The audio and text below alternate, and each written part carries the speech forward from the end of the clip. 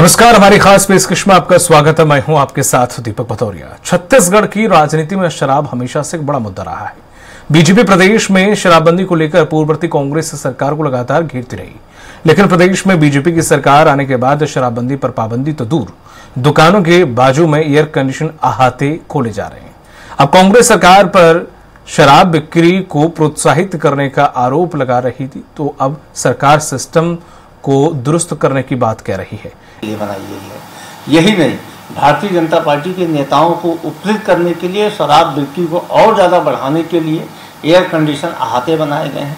एक ही email ID से दर्जनों टेंडर डाले गए हैं और सबकी स्वीकृति की गई है। यह बड़ा घोटाला किया गया है अहाते निर्माण में, अहाते आवंटन में। कांग्रेस के आरोपों पर कैबिनेट मंत्री रामविचार नेताम का बयान सामने आया है।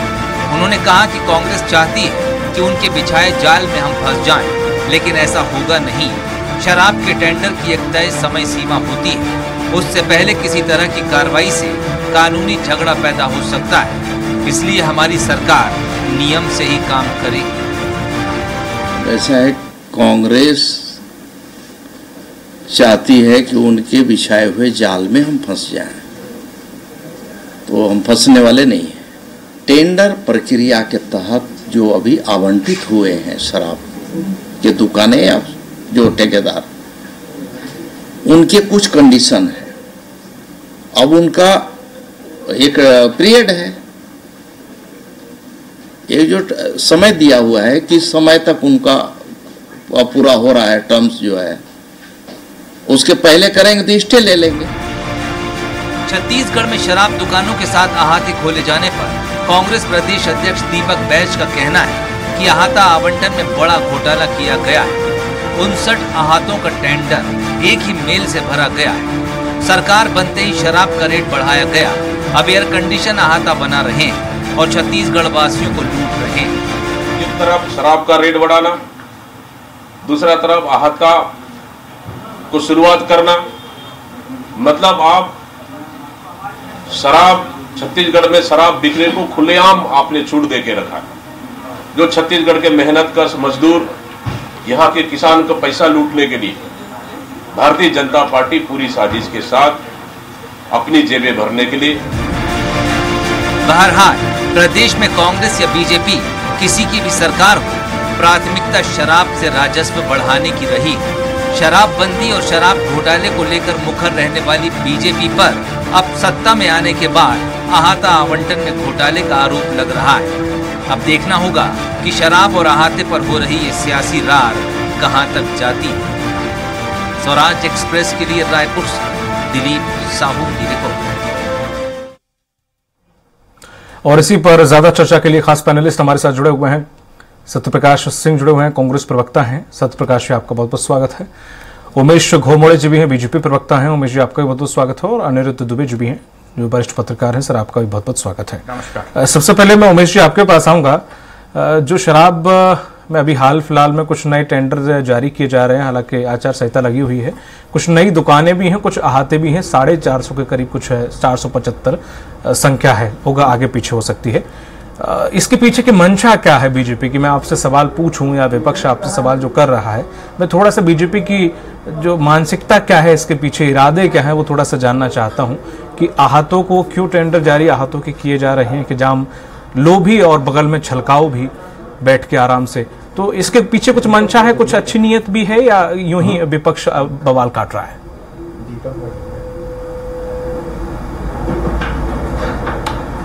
देखिए, अधिकृत रूप से जिस प्रकार से अहाता का विषय है, उसका अधिकृत होना ही सीधे तौर पर इस ओर इशारा करता है कि उससे होने वाली जो आय होगी वो निश्चित तौर पर सीधे राज्य के खजाने में जाएगी, राजस्व के रूप में जाएगी, और वही वापस पलट करके सरकार की विभिन्न योजनाओं में, जनता के हितों में उपयोग में लाई जाएगी।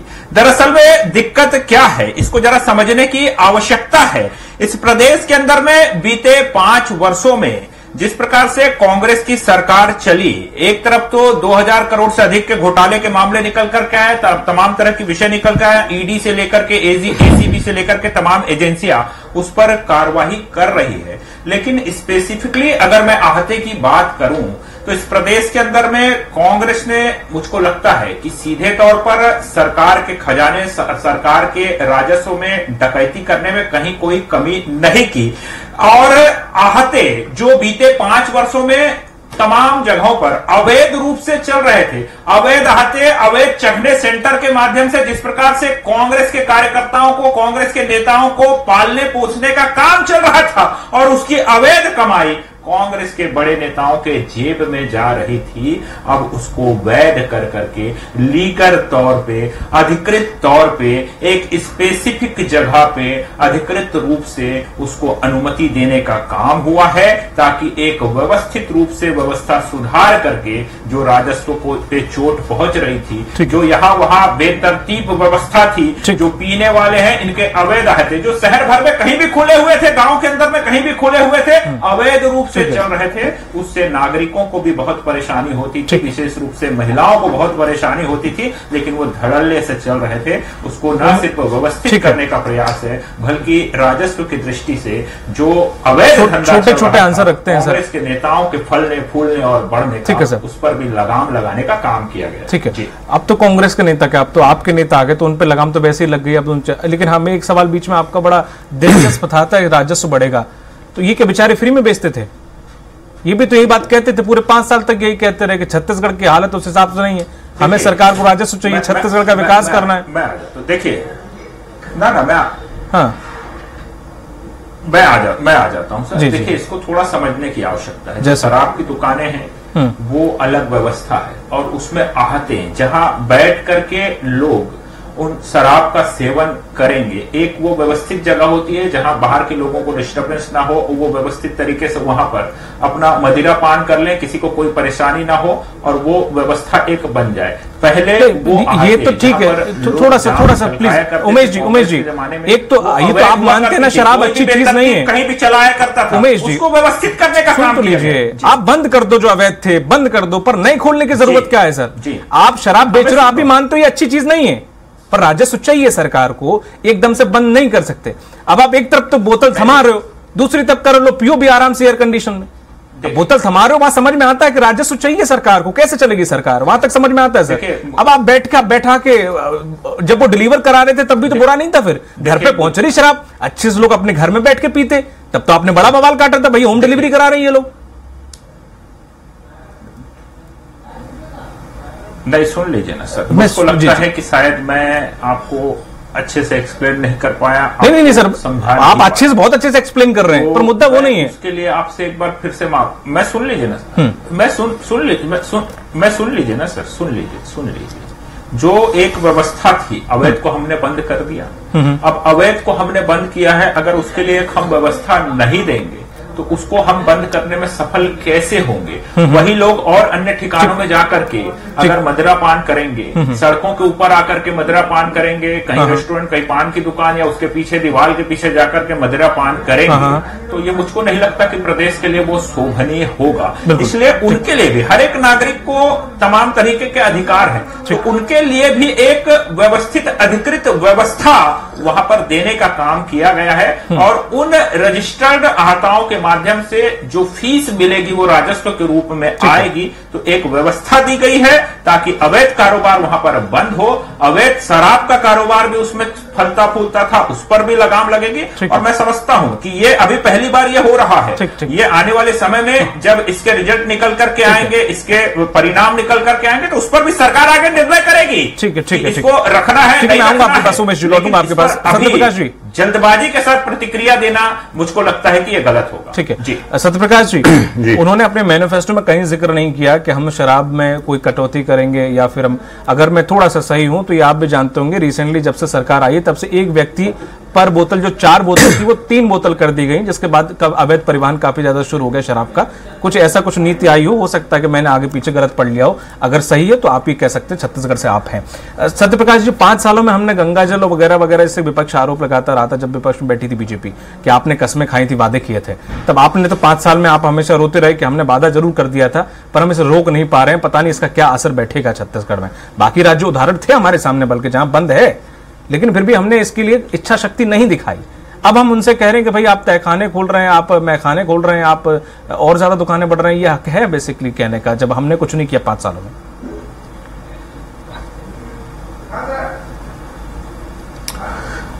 देखिए दीपक जी, जो उमेश जी ने इतनी सारी बातें बोली, ये कोई नई चीज नहीं है, ये नीति और नीयत दिखता है। ये वही लोग हैं जो गोवा में जाके बेच देते हैं और उसका गौ बीफ बेचते हैं, उसका बोलते हैं गोरक्षक है। ये इन्हीं के प्रत्याशी जो बोलते हैं कि बीफ की कमी नहीं होगी, शराब की कमी नहीं होगी, इनके स्वर्गीय पूर्व मुख्यमंत्री जी ने बोला था। तो इनकी नीति नीयत क्या है जनता जानती है। मैं अगर छत्तीसगढ़ 15 साल की बात कर लूं, आपने बात की सरकारीकरण किया किसने था? रमन सिंह के शासनकाल में। वही रमन सिंह थे जिन्होंने बोला था कि भले मैं चुनाव हार जाऊं मगर शराबबंदी करके रहूंगा। आपने हमारी बात की, हमने शराबबंदी की तरफ कदम बढ़ाया था। इतना आसान नहीं है, हम भी मानते हैं ये बात।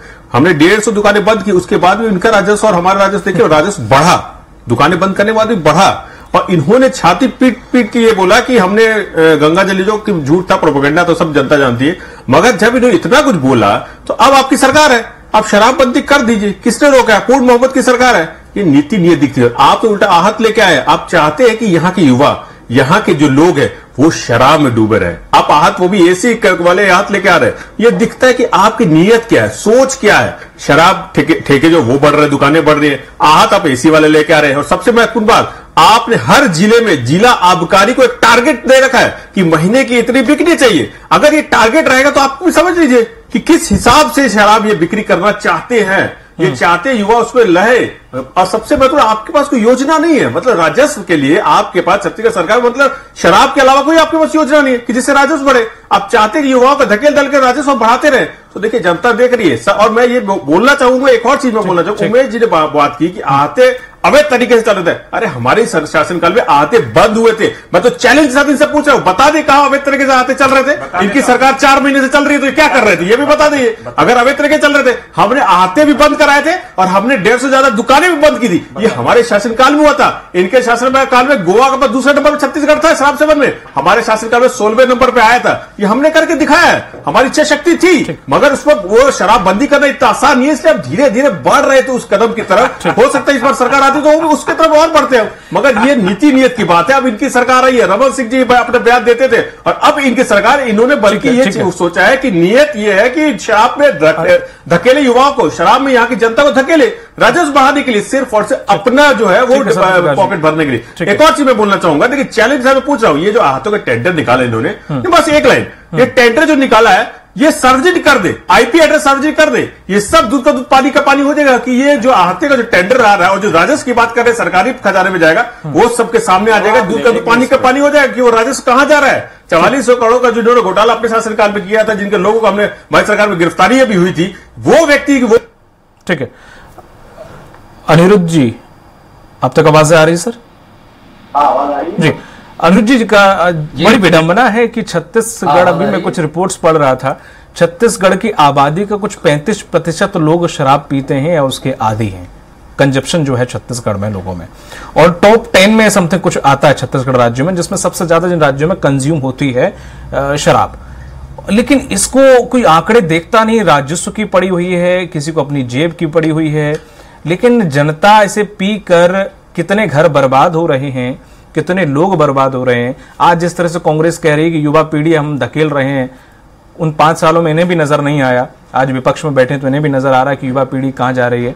तो कमाल की बात है कि दोनों ही सरकारें राजस्व देख रही हैं और उस नई नई नीति निकाल रही हैं कि कैसे शराब का कंजप्शन बढ़ाया जाए, बल्कि ये सोच के कि कैसे दारू या शराब लोगों से दूर की जाए, इस पर ध्यान देने के बजाय।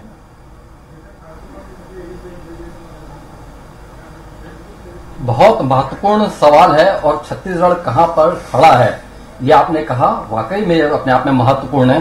शराब के पक्ष में भी लोग होते हैं और शराब के विरोध में भी लोग होते हैं। तो शराब के पक्ष में होते हैं, वो कहते हैं कि शराब पीने दे मस्जिद में बैठकर, या वो जगह बता दे जहां पे खुदा नहीं। फिर उसके ऊपर जवाब भी है, जिसे शराब पसंद नहीं तो उसका जवाब है मस्जिद खुदा का घर है, पीने की जगह नहीं, काफिर के दिल में जहां वहां खुदा नहीं। जो आपने कही, आज छत्तीसगढ़ राज्य को बने 24 साल हो गए, लेकिन विडंबना है कि रोकने, खत्म करने या इसको जो है बहुत नीचे ले जाने के लिए कोई पॉलिसी नहीं बनी। 2004 में भारतीय जनता पार्टी की सरकार आई तो 2005 में ब्रेवरेज कारपोरेशन के जो भारतीय जनता पार्टी के जो अध्यक्ष से, नाम नहीं लूंगा, बहुत सम्मानित व्यक्ति हैं, बड़े गर्व के साथ उन्होंने कहा था कि शराब की बिक्री के मामले में छत्तीसगढ़ हिंदुस्तान तीसरे नंबर पर है। और दूसरी बात, मैं अभी कुछ समय ऐसा रहा कि मेरा पड़ोसी राज्यों में मध्य प्रदेश में जाना आगे हुआ, महाराष्ट्र में हुआ जाना, उड़ीसा में भी मेरा जाना हुआ। मैं वहां की दुकानों में देखा, निकलता था, गुजरता था तो कहीं ना कहीं दुकानें दिखती थी, लेकिन जो छत्तीसगढ़ में जो शराब दुकानों में भीड़ दिखाई देती है वैसी दुकानें वो दूसरे प्रदेशों में दुकानों में मुझे कहीं भीड़ दिखाई नहीं दी। आपने उमेश जी से सवाल किया, क्या आप ये मानते हैं कि नहीं कि अच्छी चीज ये नहीं है? उनके लिए थोड़ा सा, उनकी कुछ सीमाएं हैं, उनके लिए कठिन हो सकता है जवाब देना। लेकिन जहां तक मैं फिर कहूंगा कि कोई भी सरकार इस पे जो है मुस्तैदी से काम नहीं कर पाई। भारतीय जनता पार्टी की पूर्व में जब सरकार थी, मतलब 2018 में कांग्रेस के पहले की बात मैं बता रहा हूं, अमर अग्रवाल जी आबकारी मंत्री होते थे तो विधानसभा में विपक्षी विधायक श्रीमती रेणु जोगी जी ने, यहाँ पे रतनपुर क्षेत्र है, वह सिद्धिपीठ है महामाया का, उसके पास जो है शराब दुकान होने की बात जो है उन्होंने कही थी और विधानसभा में पुरजोर ढंग से उठाया था। तो भी सदन में अमर अग्रवाल जी नहीं बोल पाए कि वहां से शराब दुकान हटेगी करके, इतना मुश्किल था। आपने कांग्रेस की बात की, मैं मानता हूं कि कांग्रेस के घोषणा पत्र में शराबबंदी का वादा था, लेकिन एक चीज आपने ये भी जोड़ी, गंगा जल हाथ में लेके, तो गंगा जल हाथ में लेके कांग्रेस में कोई किसी ने शराबबंदी की कसम नहीं खाई थी, ये मैं कह सकता हूं, क्योंकि क्यों खाई गई थी उस जगह, उस प्रेस कॉन्फ्रेंस में मैं था। लेकिन जहां तक के वास्तव में 2018 में भी वहां पे शराबबंदी का जो घोषणा पत्र में था, तो इन्होंने एक समिति बनाई कि शराब जो है कैसे बंद की जा सकती है। इसके लिए वरिष्ठ विधायक सत्यनारायण शर्मा जी की अध्यक्षता वाली समिति थी। ये समिति गुजरात गई, ये समिति बिहार गई, क्योंकि यहां पे पूर्ण शराबबंदी है।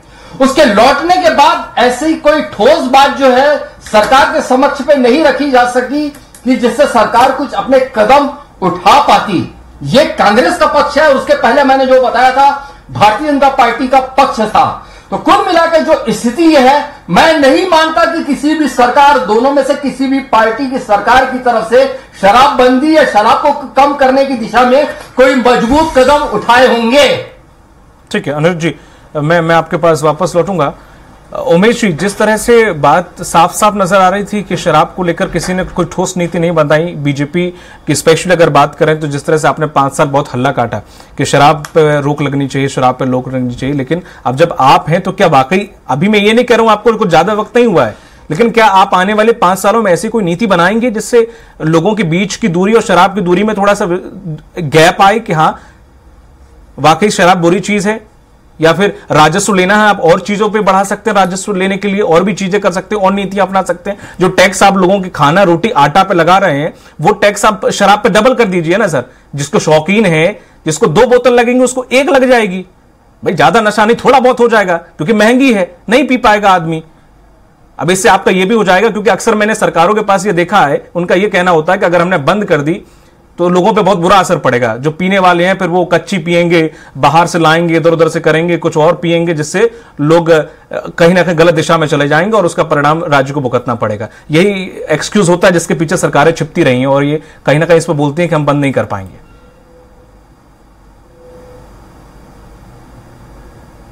उमेश जी, देखिए, एक्सक्यूज और तमाम तरह की चीजें जो आपने भी, और बहुत सारे कारण, मैं आ रहा हूं सर, एक्सक्यूज और तमाम तरह की चीजें आपने भी बहुत सारे जो जेन्युइन कारण गिनाए, सरकारों की स्थिति को आपने यहाँ पर बयां किया। इन तमाम मसलों से इतर जिस प्रकार से 5 वर्ष पहले इस प्रदेश के अंदर में पूर्ण शराबबंदी का वादा किया गया, पूर्ण शराबबंदी करने का वादा करने के बाद बीते 5 वर्षों तक क्या हालात रहे, क्या स्थितियां बनी, मैं आरोप प्रत्यारोप नहीं लगाऊंगा। हमारी सरकार है, हमारी जिम्मेदारी है, हमारी जवाबदारी है। और मुझको लगता है कि सरकार में होने के नाते, क्योंकि ना तो हमने 5 वर्ष पहले और ना ही कभी भी इस प्रकार से कहीं कोई वादा किया कि हम शराबबंदी करेंगे, लेकिन हम क्योंकि विपक्ष में थे और कांग्रेस सरकार में थी, वादा याद दिलाना और वादों पर अमल करने के लिए कहना हमारा काम था।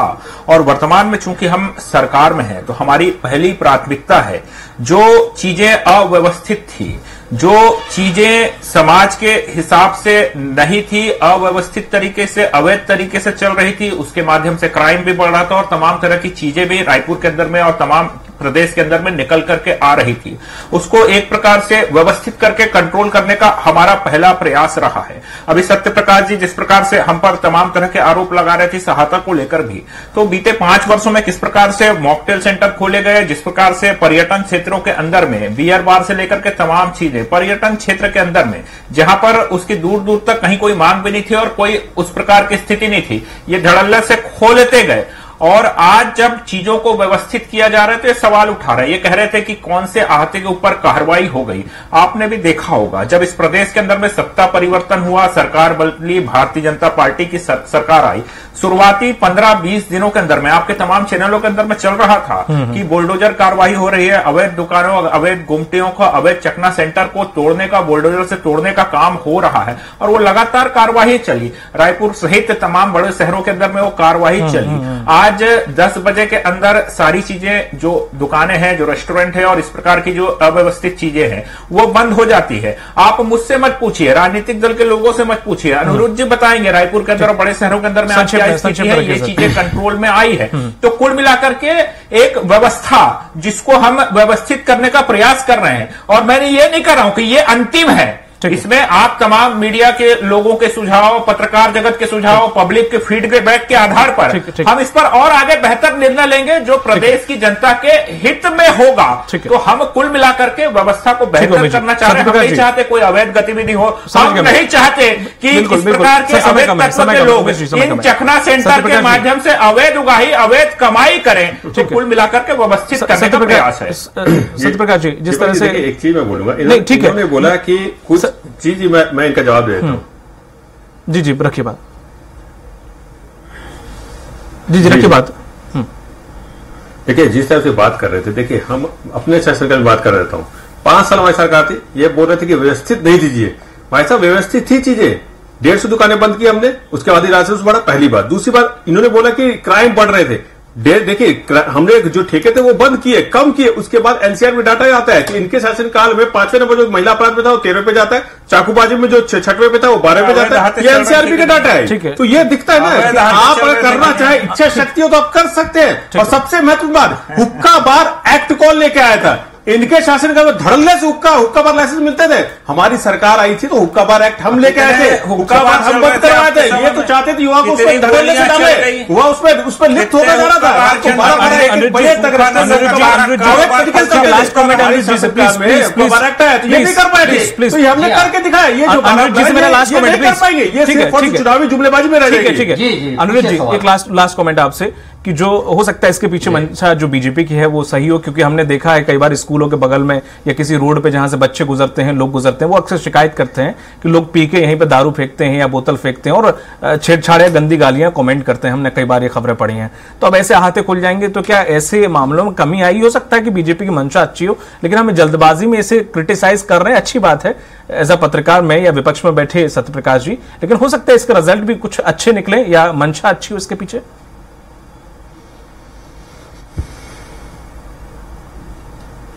मंदिर, स्कूल, कॉलेज और कोई सामाजिक क्षेत्र की बात, आसपास शराब दुकान की बात छोड़िए, ये छत्तीसगढ़ में घटिया शराब की आपूर्ति होती रही है। अभी यहाँ पे किसी पार्टी विशेष में नहीं जाना है मुझे। यहाँ पे ये था कि जब विपक्ष में कांग्रेस थी तो प्रदेश कांग्रेस अध्यक्ष भूपेश बघेल जी थे, तो यहाँ पे जो शराब की क्वालिटी और बियर की क्वालिटी को लेकर उन्होंने विधानसभा में सवाल उठाया था। सवाल ये नहीं कि भारतीय जनता पार्टी की सरकार में व्यक्ति है कांग्रेस की, दोनों सरकारों में यही हाल था। मतलब ये है कि यहाँ पे एक ये स्थिति थी कि मोनोपोली ये चल गई थी कि एक व्यक्ति विशेष के यहाँ की बनाई हुई बियर जिसमें ग्लिसरीन का टेस्ट आता था, जो पीने वाले बताते हैं, यहाँ तीनों नहीं पीने वाले बैठे हैं यहाँ डिबेट में, तो इतनी शिकायत, मतलब अगर कहीं हिंदुस्तान में ज्यादा खपत वाला अगर कहीं छत्तीसगढ़ क्षेत्र रहा है शराब और बियर के मामले में, तो घटिया क्वालिटी की शराब और बियर बिकने के मामले में भी ये छत्तीसगढ़ बहुत बदनाम रहा है। तो सेहत के साथ सीधे सीधे खिलवाड़ है। अगर कहीं आप कम कर सकते हैं या नहीं कर सकते अलग बात है, लेकिन स्वास्थ्य के साथ खिलवाड़ ना होने दें और अच्छी ब्रांड की चीजें बेचें। ठीक है, बहुत बहुत शुक्रिया हमारे साथ जुड़ने के लिए। सत्यप्रकाश जी आपका, अनिल जी आपका और उमेश जी आपका, तीनों लोगों को बहुत बहुत शुक्रिया। तो जिस तरह से शराब को लेकर लगातार अब छत्तीसगढ़ में राजनीति शुरू हो गई है, लगातार बीजेपी अब शराब जब बेच रही है या फिर आहते का टेंडर निकाल रही है, तो इस पर विपक्ष कहीं ना कहीं मुद्दा जो 5 साल तक वो जिस मुद्दे में घिरे रहे उसी में बीजेपी को घेरना चाहते हैं। देखने वाली बात होगी कि जनता और शराब के बीच में क्या कोई सरकार ऐसी आएगी जो दूरी बनाएगी। मुझे दीजिए इजाजत, नमस्कार।